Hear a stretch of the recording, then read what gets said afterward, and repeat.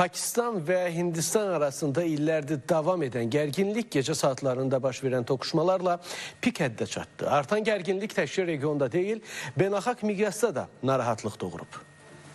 İstər canlı qüvvə, istərsə də hərbi texnika təchizat baxımından dünyanın ən böyük ordularına sahib dövlətlər. Arzu olunmaz toqquşma baş verdi və Hindistanla Pakistan arasında uzun müddətdir davam edən gərginlik istifazaya keçdi. Dünyanın müxtəlif ölkələrindən gərginliyin azaldılması üçün müxtəlif çağırışlar olsa da görünən odur bəzi güc dövlətlər üçün toqquşmanın olması gözlənilən idi.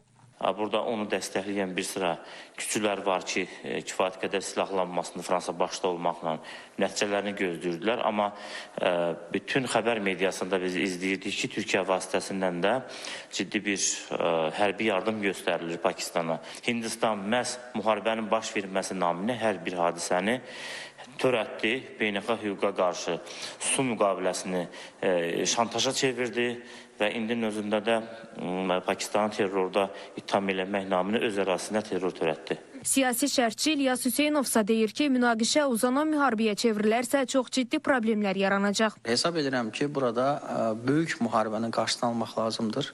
Çünki daha sonra Rusiya-Ukrayna müharibəsi kimi böyük proseslərin qarşısını almaq mümkün olmayacaqdır. Və Rusiya-Ukrayna müharibəsində olan dağıntılar, fəlakətlər bu müharibənin qarşısında çox kiçik qalacaqdır və əlbəttə böyük presidentlər yarana bilər. Yəni nüvə silahlarına müraciət etmə, o arsenaldan istifadə və digər presidentlər əlbəttə ki, qlobal müharibəni də tətikləyə bilər. Həm Hindistan, həm də Pakistan nüvə silahına malik ölkələrdir və bu fakt qarşıdurmanın mümkün nəticələrini daha da təhlükəli edir. Beynəlxalq ictimaiyyət isə tərəfləri sülhə və dialoqa çağırmağa davam edir. Fidan Səfər, Bəkir Əşimov, Space xəbər.